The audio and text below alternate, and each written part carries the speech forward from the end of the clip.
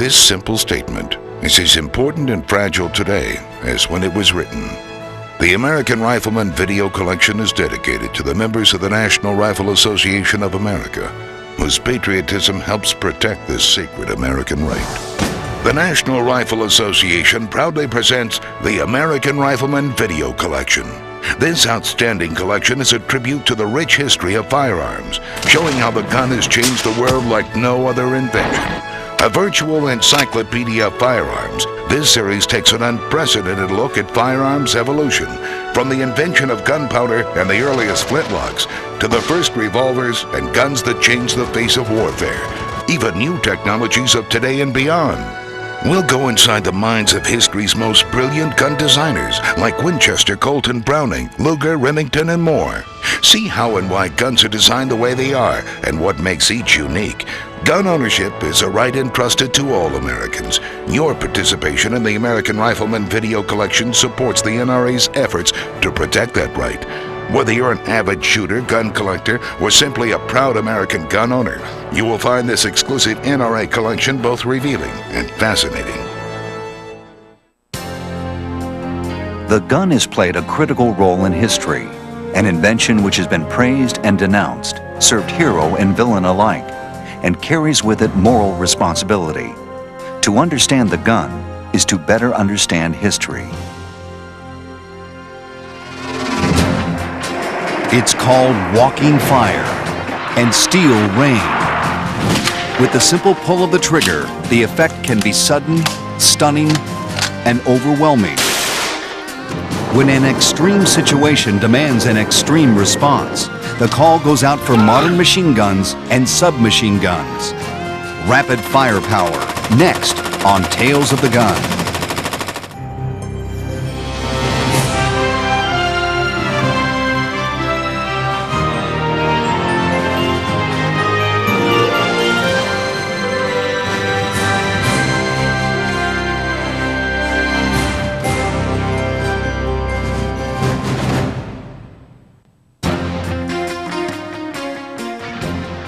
The machine gun.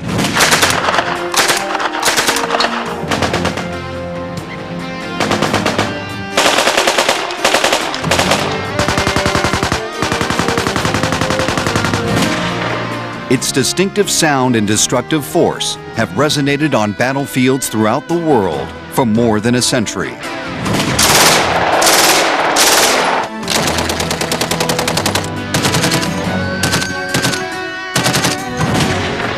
Yet the quest for rapid firepower has captivated the imagination for as long as nations have waged war. Even before the advent of guns and gunpowder.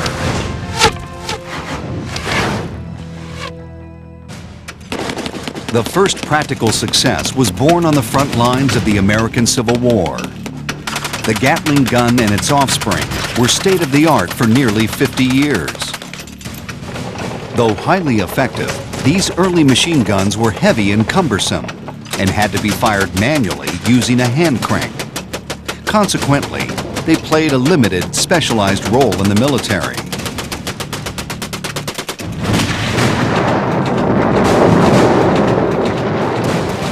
That changed with the outbreak of World War I, which saw a new generation of automatic firing machine guns dominate and define trench warfare. Large, powerful weapons such as the Maxim, the Hotchkiss, and the Vickers fired hundreds of rounds per minute at distances over 1 mile away. You couldn't charge a well-integrated battery of machine guns that had interlocking fields of fire without getting decimated. That's why the casualty rate was so high. I mean, a whole generation of Europeans were wiped out, not necessarily by the machine gun, but the machine gun forced the tactics of World War I. During the war's last few months, 2 new infantry guns were introduced. Weapons which harnessed the machine gun's power and wrapped it in a smaller, more mobile package. Germany's Machine Pistol 18, one of the first submachine guns, and America's Browning Automatic Rifle, or BAR, held much larger capacity magazines than standard issue rifles. But more importantly, those magazines could be emptied in a matter of seconds, giving the single soldier the strength of an entire unit. Although these new guns saw only limited action, military officials realized their potential. Portable automatic weapons of this type would characterize rapid firepower for the remainder of the 20th century.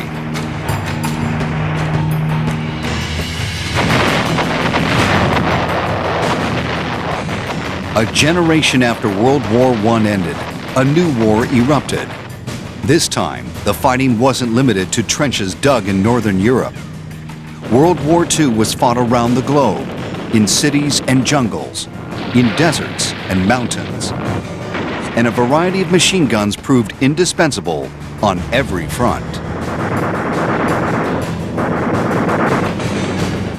Much of the war's fighting was done in very tight combat conditions. Firefights often took place at distances under 50 yards. In such close quarters, soldiers on both sides relied upon the quick response of a submachine gun. One of the favorite uses of the submachine gun was to clear rooms during city combat. In a typical attack, if we were adjacent to a room where we thought the enemy would be, an infantryman would lob in a hand grenade, it would explode, and very quickly our soldiers would move into that room with automatic weapons and spray them with fire in the hope of taking out any enemy that was left after the hand grenade had gone off. Building on their experience in World War I, the Germans were the first to issue large quantities of submachine guns, which they called machine pistols. The MPs were compact and lightweight, perfect for paratrooper units and mechanized vehicle crews.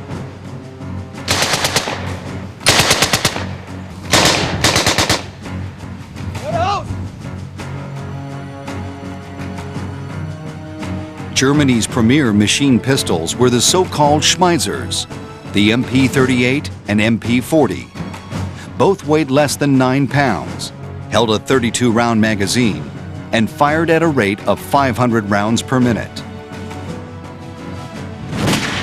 Like all submachine guns, the German MPs used pistol-caliber bullets.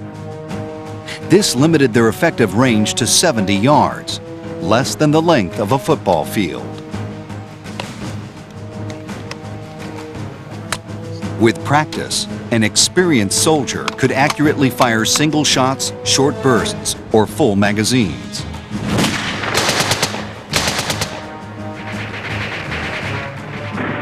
German assault troops carrying machine pistols were a virtual blitzkrieg, which often overwhelmed the opposing forces. You tend to see in the movies what we used to call in Vietnam spray and pray. Guys just spraying bullets everywhere, and that's a very good way to turn ammunition into noise.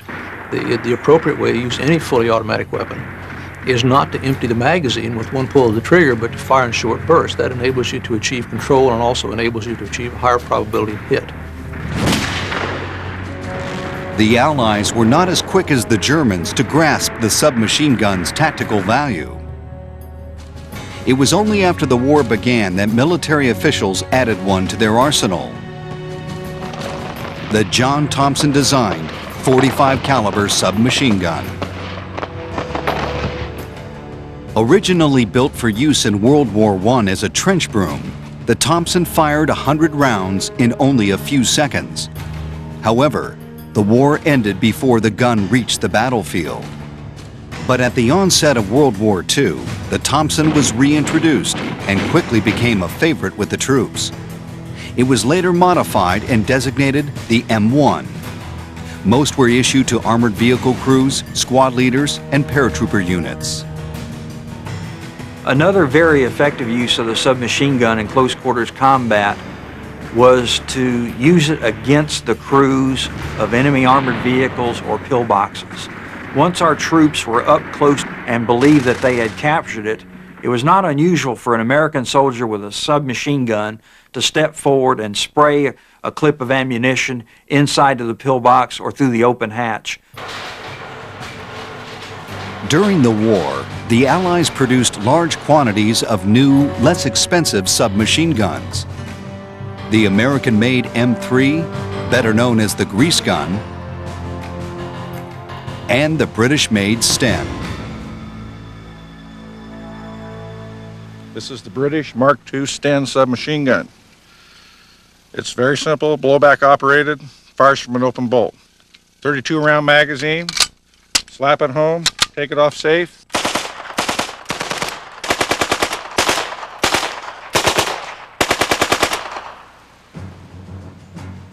The Sten was designed using stamped metal parts and was built by many non-military companies, such as automobile manufacturers. British soldiers often dismissed the Sten as a cheap knockoff of the Thompson or the German machine pistols. It was dubbed the Plumber's Delight and the Woolworth Special. Nevertheless, it served the British Army's need to get weapons to the troops fast.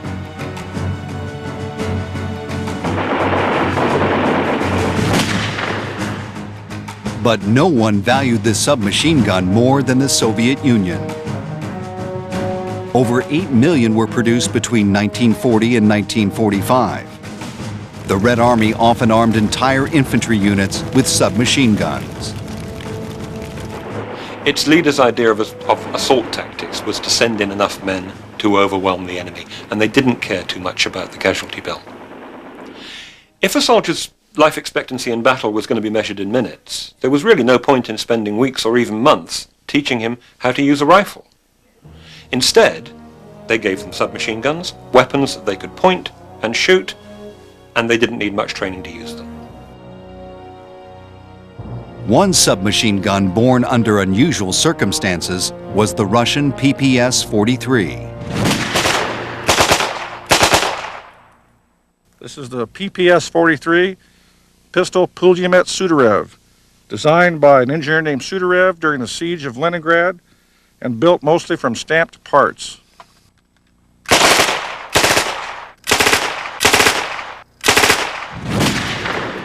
During the Nazis' 3-year siege at Leningrad, over 1 million PPSs were produced inside the city, and often rushed straight from the factory to the fighting. The end of World War II marked the end of an era for the submachine gun. In the years that followed, it lost much of its military importance to the assault rifle. Versatile weapons such as the AK-47 and M16 combined the close-range responsiveness of a submachine gun and the long-range power of a rifle. Today, submachine guns play only a limited role in Special Forces operations. During World War II, the submachine gun was a specialized weapon, ideal for close-quarters combat conditions. For longer-range assaults and defense, infantry units depended upon the versatility of a light machine gun.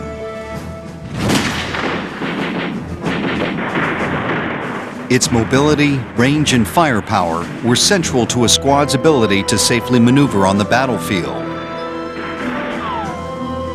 Unlike a submachine gun which fired a pistol-caliber bullet, a light machine gun fired a more powerful rifle bullet, such as the .30 caliber.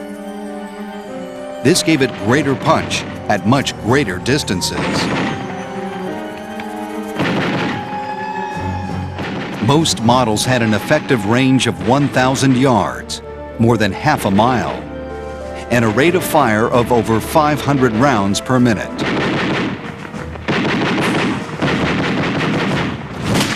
Befitting their name, most light machine guns weighed under 25 pounds and were often carried by an attached handle or wood grip. The ammunition was stored in magazines, which came in a variety of styles and typically held between 20 and 40 rounds. When measured in terms of battlefield strength, one light machine gunner was often compared to 10 riflemen. Ironically, the U.S. Army's light machine gun of choice was not originally meant to be a machine gun at all.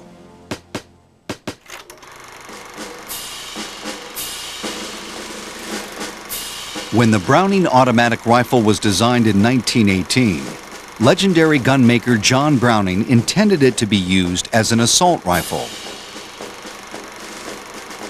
However, its 16-pound weight proved too heavy for an infantryman to fire accurately from a standing position. Thus, the World War I rifle became World War II's light machine gun. At the time, a typical U.S. infantry squad was made up of 12 soldiers. 10 were armed with semi-automatic rifles. 1 carried a bolt-action long-range rifle, and 1 manned a 20-round automatic firing BAR. The purpose of the BAR, both offensively and defensively, was to form a base of fire for our infantry platoons, to pin the enemy down, to keep his head down while our other infantry elements maneuvered onto the flanks of the enemy or tried to bypass them. Private First Class Bill Rainis was a squad BAR man with the 28th Marine Regiment at Iwo Jima. The theory that you only shoot at a target you can see is not true. You shot where you thought there was a target, and you shot to allow your men to move forward, and to do so you had to keep the enemy's head down. So volume of fire was the most important part of all. Frontline infantry squads were often the first to run into an enemy defensive position. Rather than assaulting it head-on, they again used fire and maneuver tactics. You would use the BAR and other automatic weapons to try and keep the fire down coming from a bunker, and then a demolition man would move up and throw in a charge and follow up with a flamethrower, would give it a burst. The best light machine gun of the era was Czechoslovakia's ZB-33. Although the Czechs made fewer than 20 themselves, the British military adopted the design in 1937 and renamed it the Bren. Other armies soon followed suit. The British used it, the Germans used it, the Belgians used it. It was one of those guns that was so well thought out, so well designed, so reliable that everybody used it. It's just an excellent, excellent light machine gun. This is the British Bren light machine gun. It was used throughout World War II in all theaters of operation by them. This particular Bren, as evidenced by the straight magazine, is an 8mm caliber and was made to be dropped to resistance fighters in France.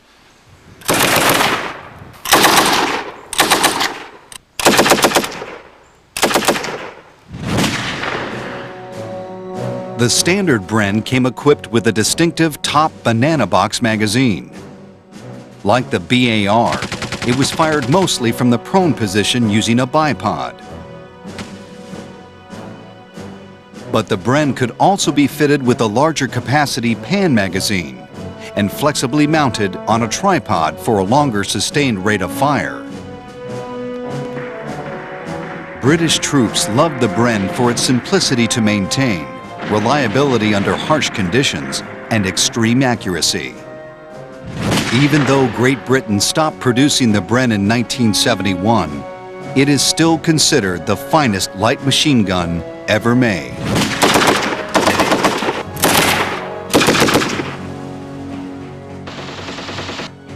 Another rapid-fire weapon critical to the infantry was a tripod-mounted medium machine gun. First introduced as a fixed-position defensive weapon in World War I, it became a mobile offensive weapon in the next war. Unlike the magazine-fed BAR, medium machine guns, such as the 1917 water-cooled .30 caliber Browning, utilized 100 or 250 round ammunition belts.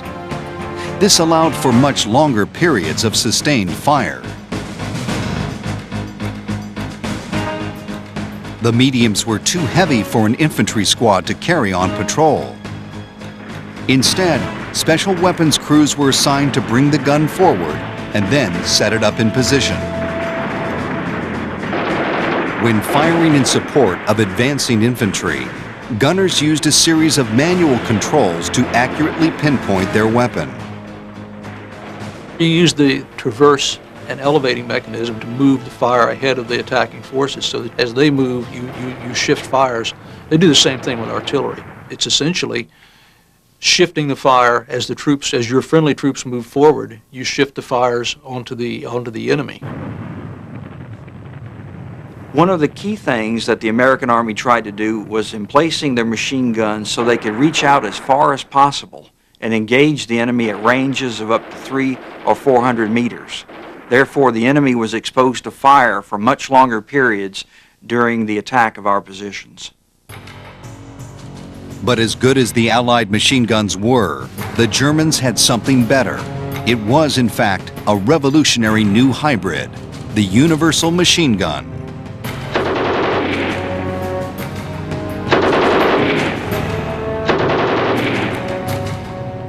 The MG-34, along with a later version, the MG-42, featured both the portability of a light machine gun and the sustained firepower of a mounted medium machine gun, without sacrificing the effectiveness of either.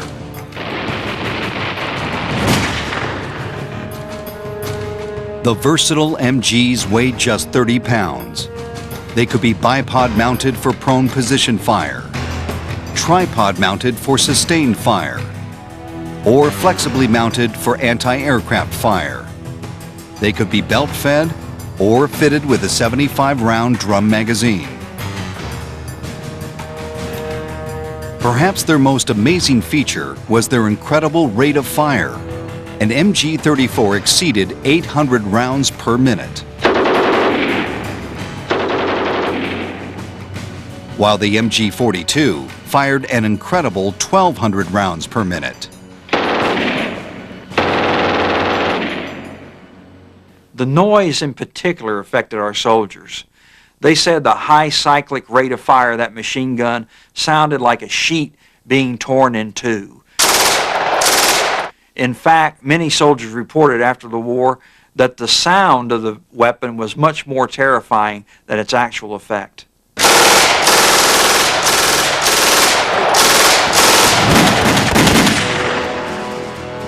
Germany's machine guns formed the heart of the Wehrmacht's ground forces, both from mounted positions on armored vehicles and in the hands of the infantry. Everything that a German infantry unit did on the offense or the defense was around the advancement of the machine gun or the protection of the machine gun. They believed that the advance of the army depended on the advance of the machine gun. The German MGs were also crucial to Hitler's Fortress Europe defenses.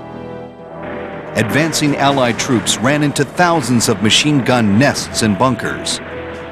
Fighting in the face of these firestorms was not something that was easily done, nor easily forgotten. Soldiers will tell you one of the unexpected things about being the object of machine gun fire is the great impact of the shells. Machine gun bullets do not hit with a thud. They crack, they pop, they snap. And it's something that would instill fear in anyone.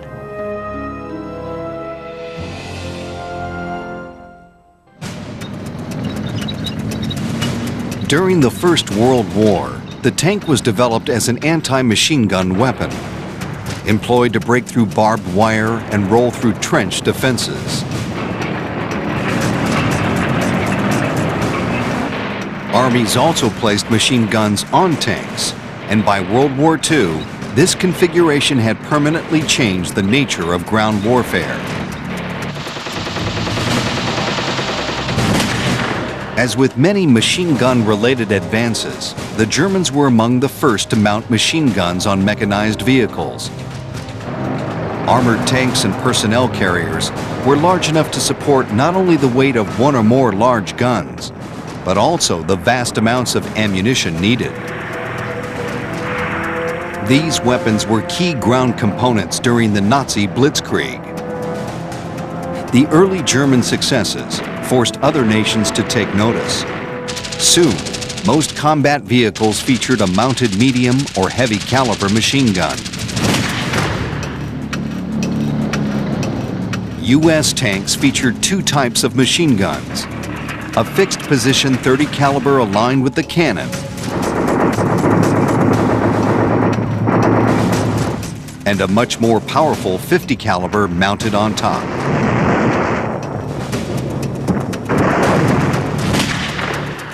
Although it fired at the same rate as a .30 caliber round, a heavy machine gun's .50 caliber bullet was much larger and traveled much further. Its effective range extended out to 3,000 yards, almost 1.5 miles. During the war, a variety of heavy machine guns were used, many of them left over from World War I. Among the more notable newer models were the Russian Dishka and the Japanese Type 92. Most performed well in both offensive and defensive tactics. However, all heavy machine guns paled in comparison to the John Browning-designed .50 caliber model 1921A1, known affectionately for 80 years as Ma Deuce.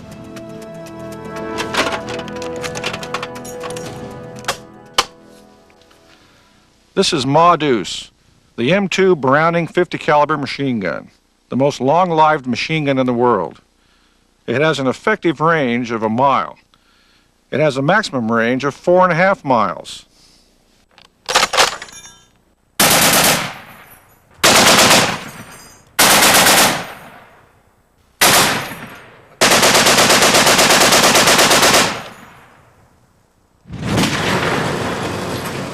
During World War II, the U.S. produced more M2s than any other machine gun. Most served in the air. In the days before guided missiles, it was an ideal weapon in high-altitude dogfights.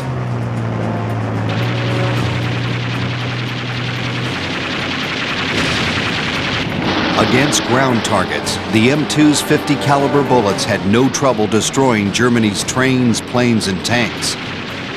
When attacking a train, a pilot's tactics included first disabling the locomotive, then returning to strafe the stranded rail cars. Heavy machine guns were also employed to shoot down planes. The Navy used quad or single-mounted guns to help knock out suicidal kamikaze pilots before they could crash into a ship.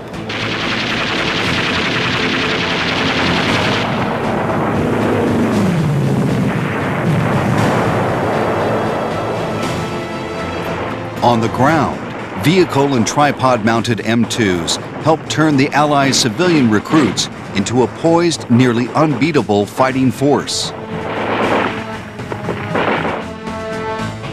In the combat zone, even veterans sometimes tended to freeze under fire and not shoot back. To overcome this tendency, General George Patton sent his armed vehicles forward to help inspire his infantry. One of the beauties of marching fire was its simplicity. What this looked like was American infantry formations supported by tanks with their machine guns, advancing in a line against the enemy, putting out a great volume of fire. We found it was very effective because it built confidence in our troops. They could see one another on the battlefield, combine their efforts. One of America's greatest war heroes, Audie Murphy, became a battlefield legend, thanks in part to a Browning M2. Audie Murphy's company was attacked by 2 companies of infantry, supported by 6 tanks. They were basically outnumbered 10-1. He made the spontaneous decision to get onto the back of a burning armored vehicle and to take hold of a .50 caliber machine gun and to use it to delay the German advance. It turned into a long defensive battle. Over the course of an hour, armed with his .50 caliber machine gun, Audie Murphy held up the German advance, finally turned it back, and personally inflicted 50 casualties on the Germans. And for that action, he was awarded our country's highest award, the Congressional Medal of Honor.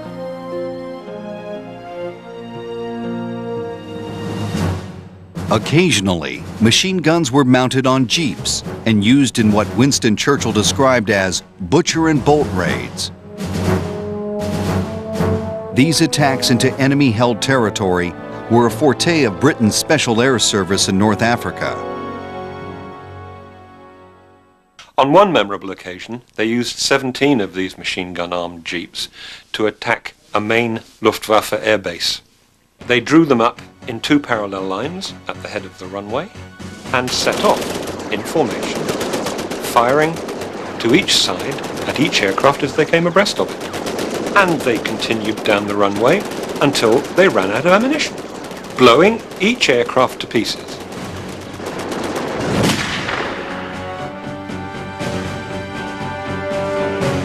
In the years since World War II, the M2 heavy machine gun has continued to make an impact.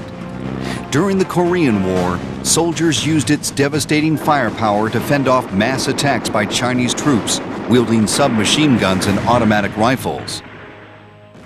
The Chinese, when they start coming at you, they start coming at you in waves.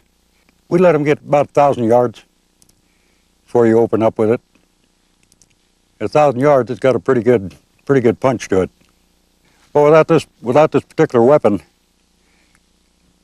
there would have been several instances where we would have been overrun. That this thing actually held them back. Today, 80 years after John Browning designed it, the Ma Deuce is still widely used by the U.S. and other militaries around the world.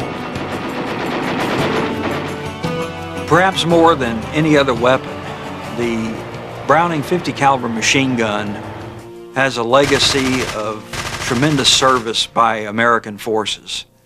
It still is the main weapon used by armored crewmen other than their main gun. The reality is the 50 caliber machine gun is one of the great weapons of this century.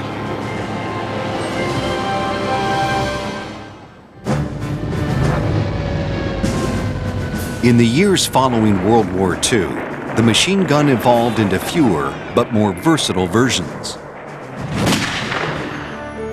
The arrival of Russia's AK-47 in the late 40s marked the end of the submachine gun and the beginning of the rapid-fire assault rifle.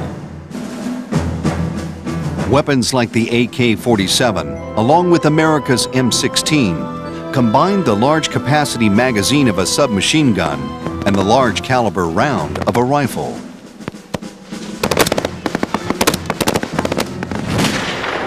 The war in Vietnam witnessed the first full-scale battle between these two rivals. The variety of battle conditions, from close-range jungle warfare to more open-range attacks, proved to the world that the multifaceted assault rifle was here to stay.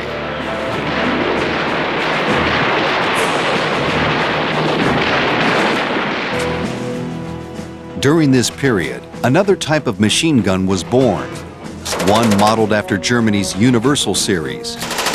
The so-called general-purpose weapon combined the features of both a light and a medium machine gun. These new generation guns were belt-fed and fired from both the prone position using a bipod or from a mounted position on a vehicle or tripod. The most renowned general-purpose machine gun has been the Belgian-made Mitrailleuse de Puits Général, better known as the Mag 58. The 22-pound mag is lightweight, yet surprisingly powerful. From a mounted position, it can fire a medium-caliber 7.62 NATO round over 10,000 feet, almost 2 miles. The mag quickly became the most widely used general-purpose gun in the world.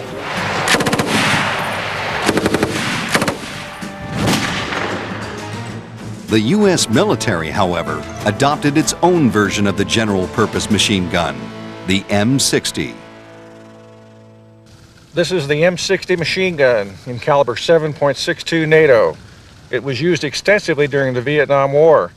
It replaced the BAR and the 30 caliber Browning machine gun.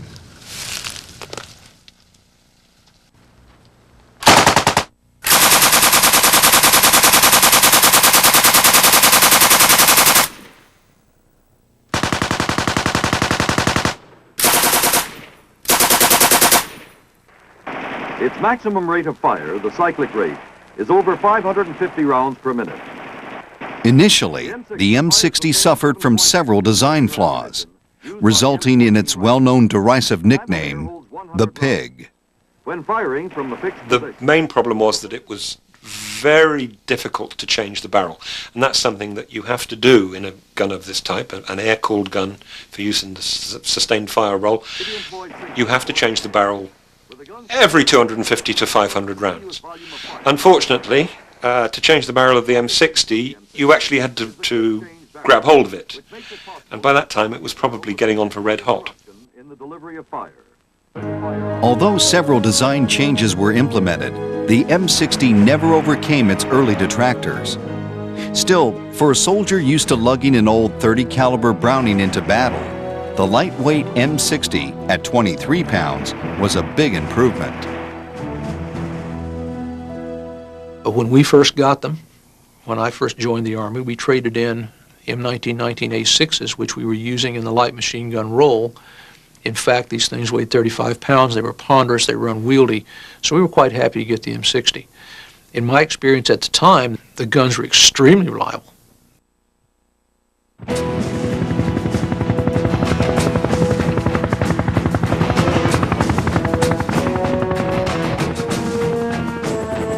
During the Vietnam War, the M60 played a role in almost every branch of the service. In the infantry, the M60 served as a reconnaissance team's main weapon. In an ambush, it was much more powerful than an M16 rifle.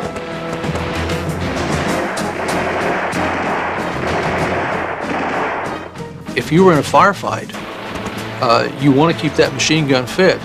You can take an M60 machine gun and you can cut trees in half with it. So, I mean, it's that effective because it's a 7.62 .30 caliber round, much more powerful than M16s. One of the Army's tactical adaptations in Vietnam was to use armored personnel carriers, not to carry infantry, but to carry machine guns.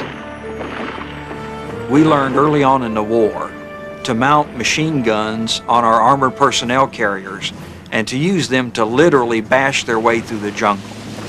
The beauty of it is our armored personnel carriers were light, they were reliable, and it gave our soldiers protection. On the offense, this allowed our troops to advance the M60 machine guns and also the .50 caliber that was on our armored personnel carrier. The armored personnel carrier also provided excellent defensive protection in the event of enemy ambushes.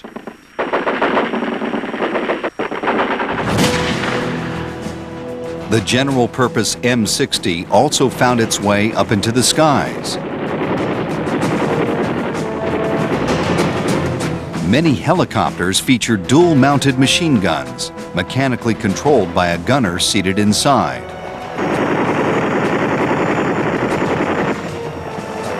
Their firepower saved many lives against an unseen enemy hidden in the jungle.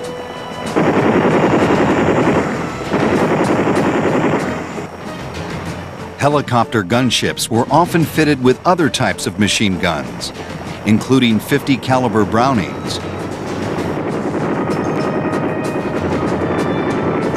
and a modern version of an old familiar weapon, the Gatling gun. The new Gatling was no longer hand-cranked, but was machine-powered.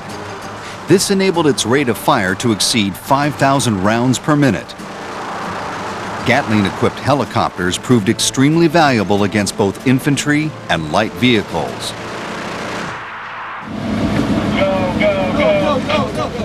A decade after Vietnam in 1984, the U.S. Army replaced the M60 with another general-purpose machine gun. The squad automatic weapon, also known as the SAW, was modeled on the Belgian mag. Like the BAR and M60, the SAW is the infantry's primary squad-level assault machine gun. What differentiates it from the original light machine guns is the smaller cartridge, intermediate cartridge. And the M249, made by FN Herstal in Belgium, and known as the Minimi elsewhere, is fed from either a linked belt, disintegrating linked belt, or by magazine. Throughout the 20th century, machine guns and submachine guns have been, for the most part, military weapons. However, they've also left a bloody trail in the hands of civilians.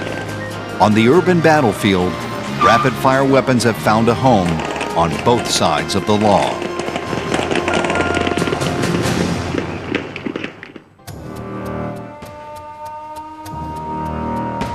The rapid firepower of military automatic weapons did not go unnoticed in the civilian world. A small handheld automatic rifle or submachine gun was the perfect personal protection weapon. Unfortunately, its earliest adherents weren't police departments. During the 1920s and 30s, automatic weapons were first favored by bootleggers and bank robbers. Machine Gun Kelly, Babyface Nelson, and John Dillinger were just a few who terrorized the nation armed with a Tommy gun or BAR.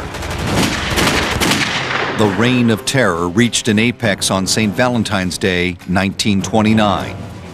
A bloody gangland dispute left 7 men dead, mowed down under a hail of submachine gun bullets. The crime scene photos shocked the nation. Around the country, outgunned police departments began to upgrade their arsenals.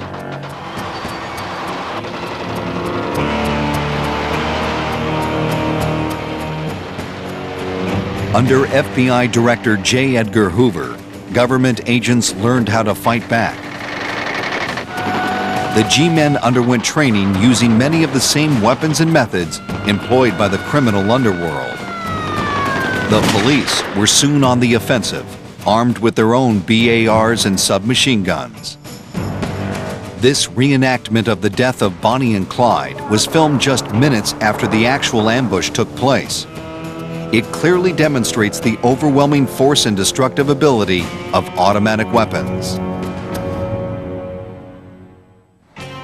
The 1960s ushered in a new type of criminal and a new level of firepower. International terrorists and drug lords pursued their violent agendas, armed with assault rifles and new mini submachine guns.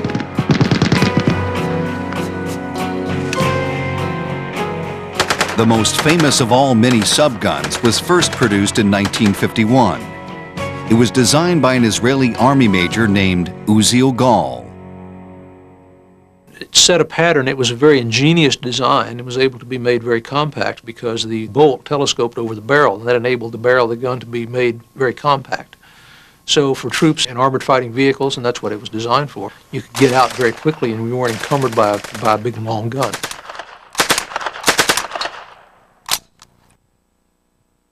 Over the years, mini subguns have become virtually synonymous with rapid close-range firepower. You pull one out, you can loose off a 30-round magazine in a second and a half. All you get is one jet of flame and one burst of sound. You can't hear individual rounds. It's just zip, and the whole magazine's gone. 30 rounds.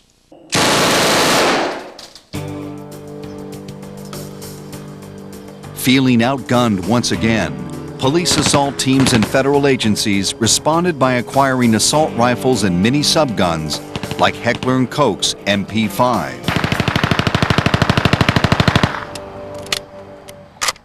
This is the MP5 submachine gun made by Heckler & Koch in Oberndorf, Germany.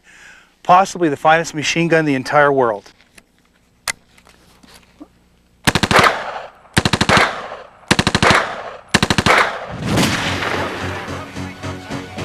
Since British SAS agents used them to end the 1980 Princess Gate hostage standoff, the MP5 has become a favorite with law enforcement. In the U.S., it's a preferred weapon of SWAT teams, DEA agents, and even local police departments. It is renowned for its advanced roller glade locking bolt system, which reduces recoil and helps improve accuracy. Usually in a SWAT team, first 4 or 5 people would be armed with a submachine gun. You want to have enough volume of firepower on the initial point of entry. the first few people through that door would be able to address an adversary. That's the most critical time in serving a high-risk warrant, is at that point of entry. Today, law enforcement organizations around the world have once again started to match the criminals' firepower. But the worry remains about what the next generation of machine guns will bring.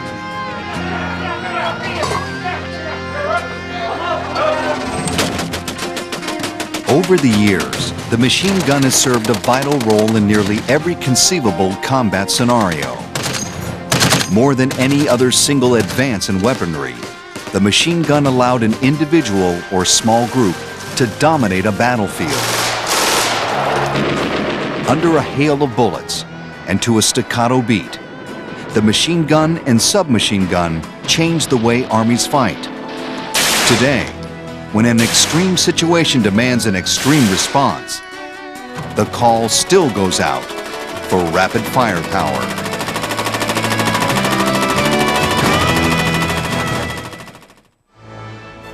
Thank you for watching this edition of the American Rifleman Video Collection. Proceeds from this program support the NRA's efforts. We're proud to present this unique collection, which so clearly illustrates the history and evolution of guns. By collecting these videos, you'll appreciate like never before the fascination and the power of guns, entrusted to us all.